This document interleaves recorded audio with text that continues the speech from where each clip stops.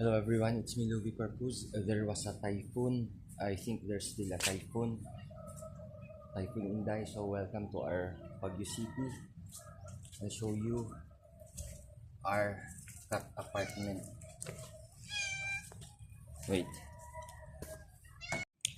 So this is our cut apartment. This is where they stay when there's a rain. Meow.